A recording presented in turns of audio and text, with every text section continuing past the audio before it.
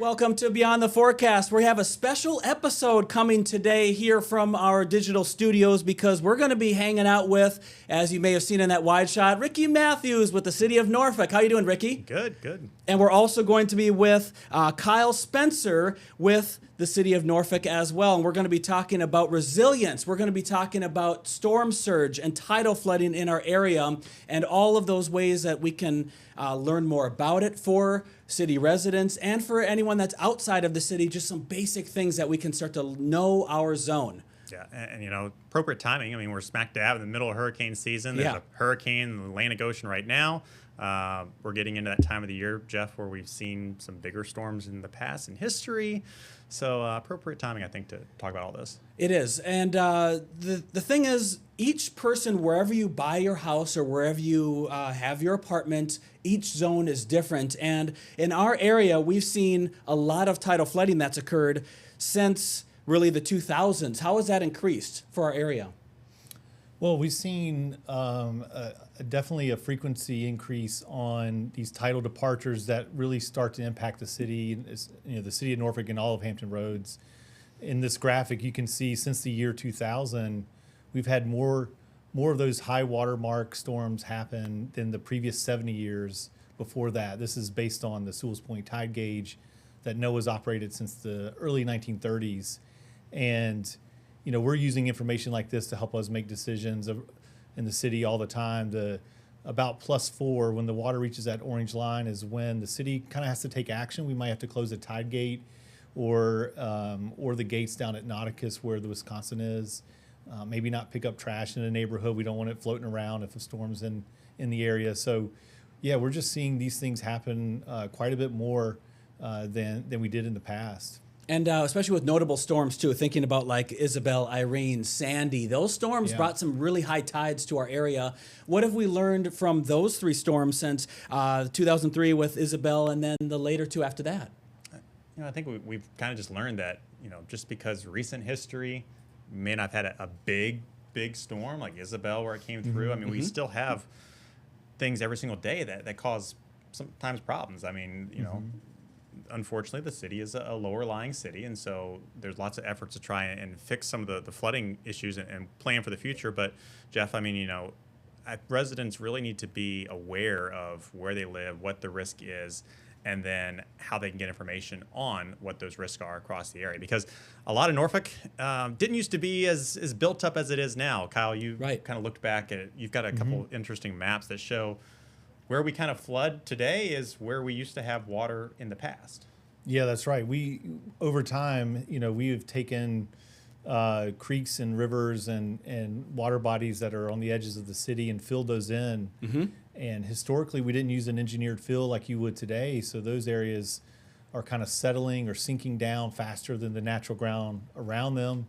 That turns out to be basically where the flood is happening. We flood where we fill. That's the tagline that I'm using all the time in my presentations. That it's something that we understand pretty well. About 13 to 15% of the entire city's land cover is reclaimed land from these old creeks and water bodies. So specifically in downtown, that's a lot of dense development areas. You know, we're about 95% developed, so we're really conscious about, you know, in the future using our land in a smart way to help convey and control this type of flooding, stormwater, and coastal flooding. Yeah, so a lot of this is marshland residents. When they move here for the first time, they may not know that. So what's a good way for them to maybe educate themselves if they're either looking for a place to live or they're just simply just in that area? So I'll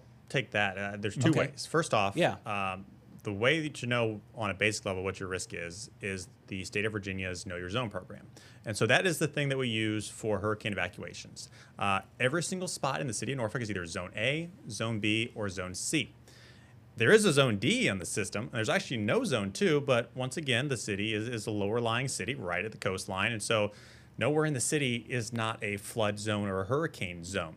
So every single resident really just needs to know what their zone is. You can go to knowyourzoneva.org, and type in your address. It'll tell you you're in zone A, you're in zone B, you're in zone C. And it starts at zone A, which is the higher risk zones. Then it goes to zone B, which is still a flood risk. Then zone C, and then zone D. So the risk in terms of the likelihood of you having flooding in your area decreases a little bit as you go from zone A to zone D.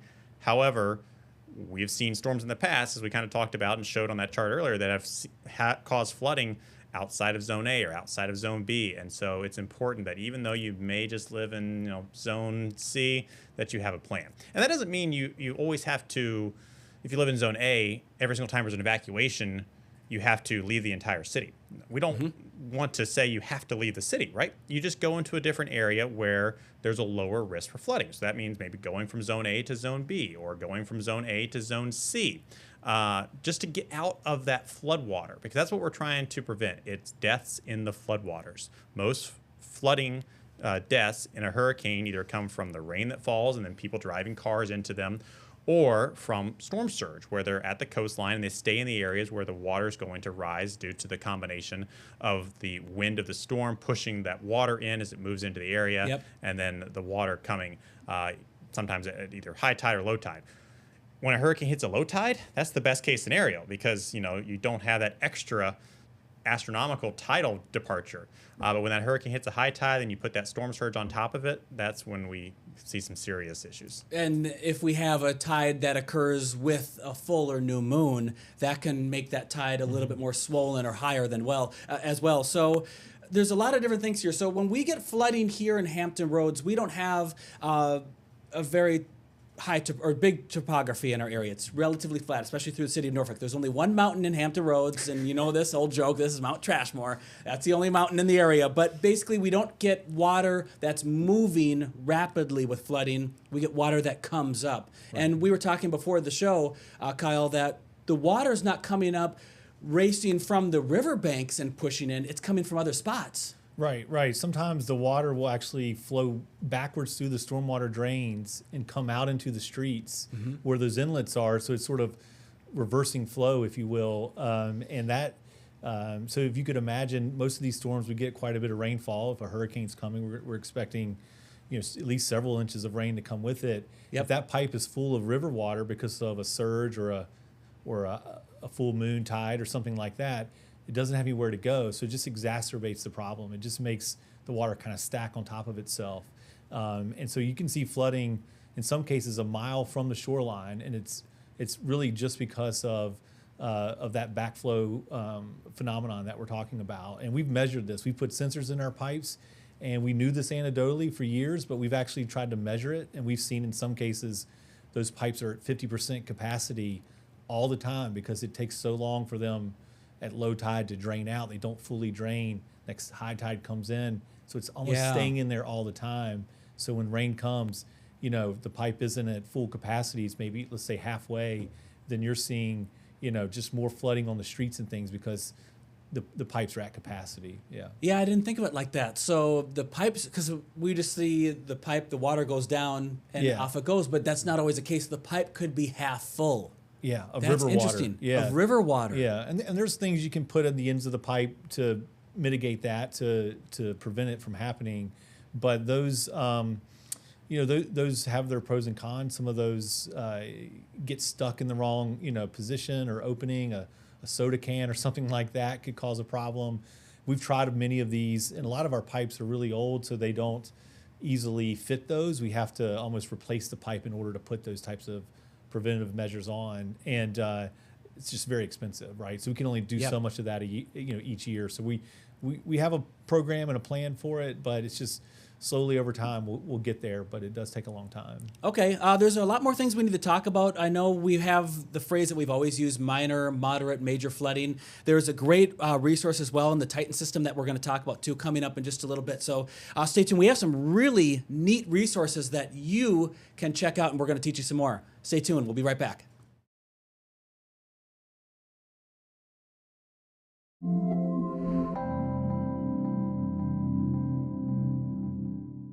All right, welcome back. So we've been talking just during the break, the Titan system that you have, and before the show too. Let's show this. Put this up full screen. This is the website. This is where you can go. We'll have links to the website so you can access it later. Tell me about this. What is the Yeah, system? so this is an app I made. Well, the first version was about 10 years ago in 2014 for a hackathon, actually. But anyway, Oh, nice.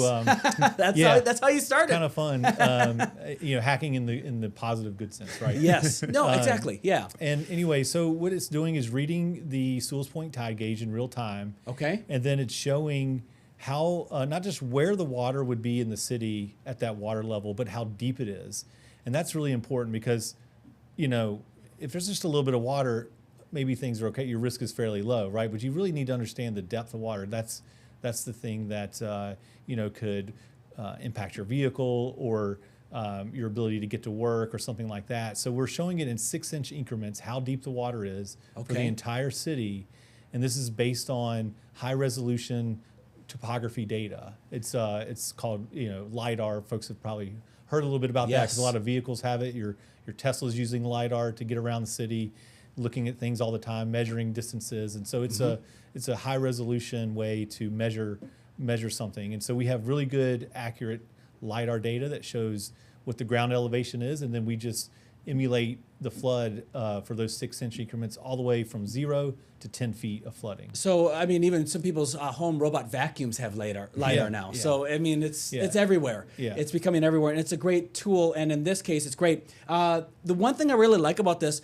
so we'll go through some of the flood stages here in a bit, but you can type in your own at the top. You can also choose events, and you can even increase that from, for example, Isabel. So if we click on Isabel, now we have a map that shows the flooding from that event, which was a big event for Hampton Roads. Yeah, just the tidal flooding, right? So the Isabel tidal did flooding. have some rain. So you could add a little bit to that if you wanted to kind of see what the rain would look like. Because remember, the drains aren't working well when the tide's that high.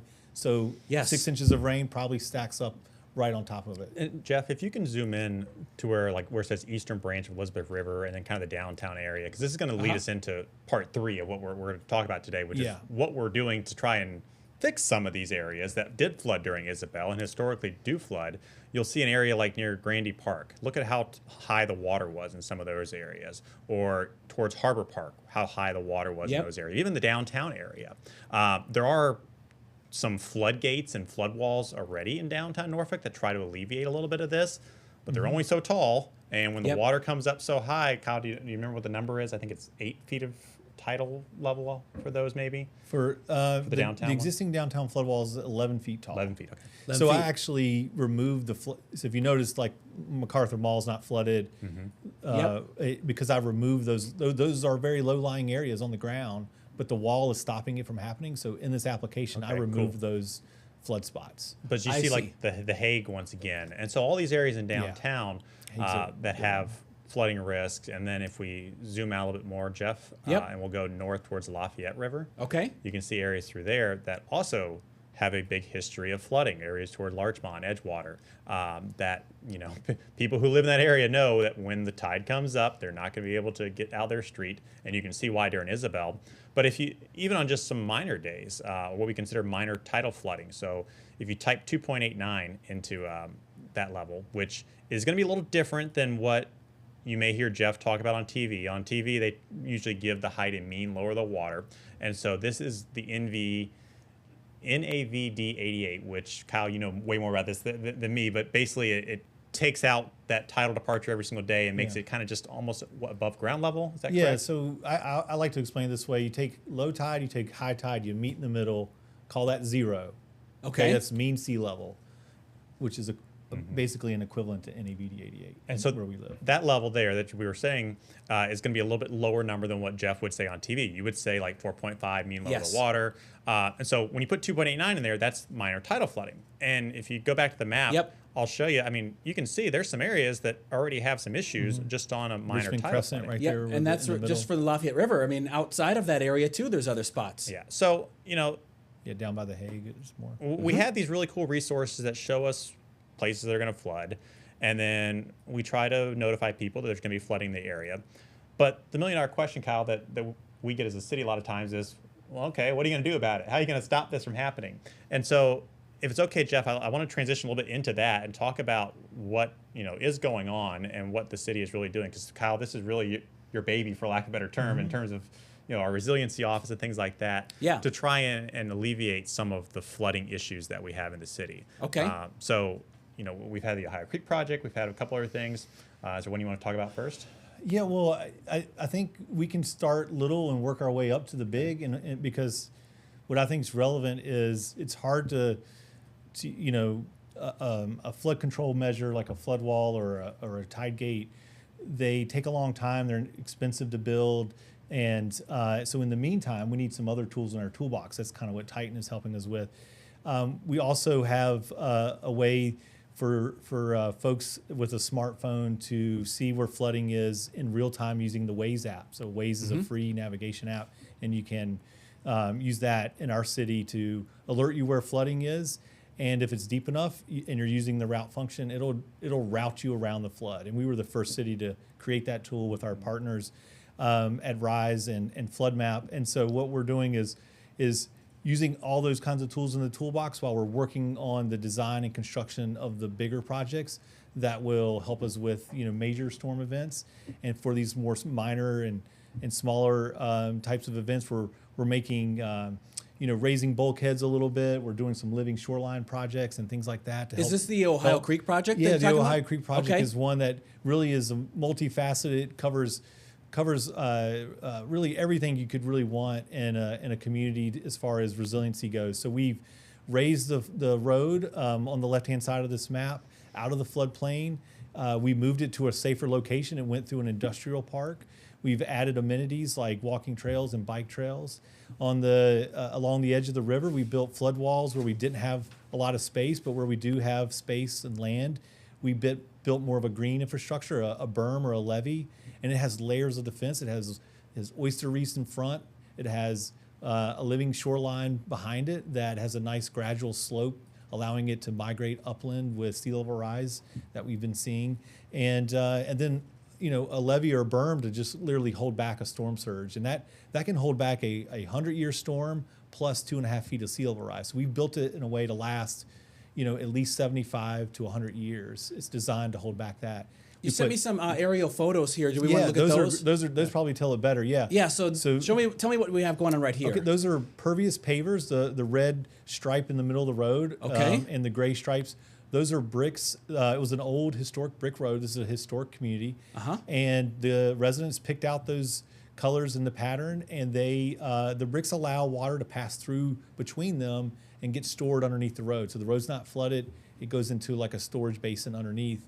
And so we did 3 city blocks. This is the first time we've done pervious pavers at that scale. This is a fishing pier on top or connected to the berm. So that walking trail you see is a levee or a berm, and it's right next to this pump station, and we provided public parking there, so you can go out and fish, and then you can take refuge. Maybe the next slide might show the actual pump station, but there's an overhang with it where you can charge your phone and take shelter. But it also is designed to look like the neighborhood. We wanted the pump stations to fit the character of the historic neighborhood. There's things like bioswales in that neighborhood along the side of the streets that collect the stormwater and filter out all the bad stuff and things like that. So it's a really comprehensive approach. And then one of the cool parts is this new park we built. It has under drains in it that allow the water to drain off of it quickly, so it goes back to a playable surface quickly. It used to just be a soupy mud kind of muddy spot for for a couple of days after rain. Now you can play on it probably the same day or the next day.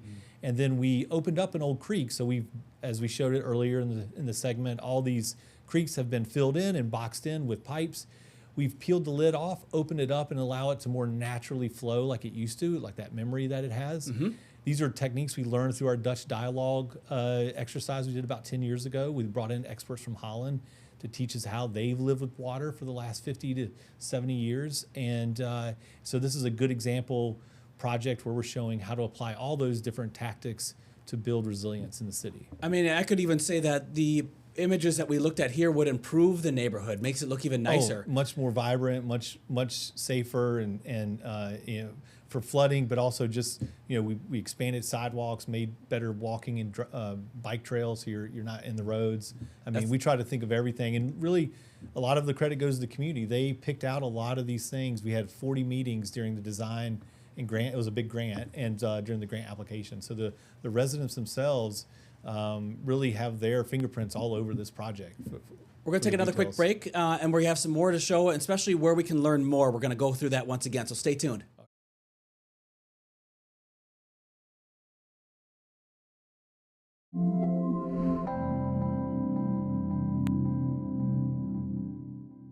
We had a lot of things we were talking about in the break. I haven't had to cut you off, Ricky. That's all good, all good. Lots of cool stuff to talk about that's going on. But there are more projects that are coming too, and there's different things here. You shared this graphic with me. Tell me what we're looking at here.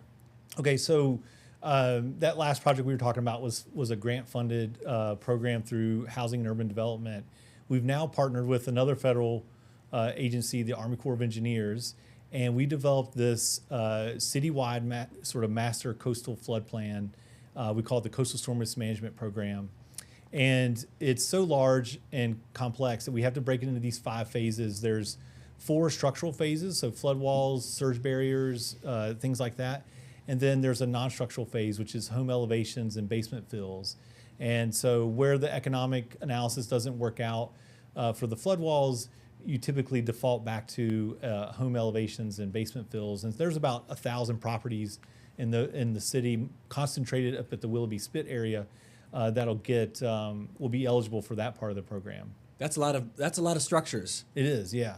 So this is not just something that we've identified where, but we also have a rough idea on a timeline, don't we? We do, yeah. I mean, as you could imagine, it's going to take us at least a decade, and a lot of this is dependent on funding. So the Infrastructure Investment and Jobs Act gave the federal government $400 million to get going, and we're going to match 35% on top of that. So we've got phase 1A and 1B basically funded. We're finishing design as we speak with 1A, and 1B is started. But if you can look at the graphic here, we're going to be working on this well into the 2030s. While we're working on all those structural phases, we're going to be at the same time working on the home elevation program throughout the city. And so, it's a lot more than we've ever had to do. We used to do this a lot with FEMA, and in Ricky's shop, they were kind of the lead on that. Maybe in a good year, we would do a handful, with FEMA. That's kind of about the amount of funding available, and with this program, we're going to need to be doing 100 a year or so. We used to do. I think we have a couple that are still in work from previous years, but it was usually like 4, 6, or 7 properties, and that was it. And what your office is doing, and what this project is going to allow us to do, is do many more, hopefully, at one time. And not have that process where you have to wait several years to get the results. Exactly. Because tidal flooding and storms don't wait for us. There's a risk every single year, and I'm very happy that things are being done now, and really the city's trying to pave a path for the future here through the mitigation efforts, through education, and through just understanding that we are a coastal community, and it comes with some risks, but there's things that we can do to mitigate our risks. If I was a resident of the city of Norfolk, I'd be pretty excited because there's some good things that are going on. And Kyle, I don't know if you can talk more about this real quick, but 30 seconds. Okay,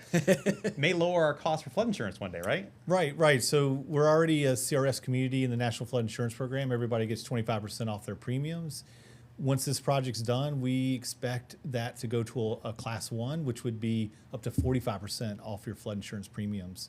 And That's phenomenal. And your actual flood risk will be drastically reduced. I mean, so people are saying, they got construction going on, but at the same time, this is going to save me money. And this is what we're doing. So this is what we're trying to figure out. So thank you for both coming in. If there's, we're out of time now. If there's more information, where can they go real quick? About the big project, resilientnorfolk.com. Okay, perfect. And thank you, Ricky. Yep. Thank you, Kyle, for coming in. We'll keep you updated on Beyond the Forecast. And if there's any of those big storms coming, we'll also let you know what that tidal flooding will be. Have a good day.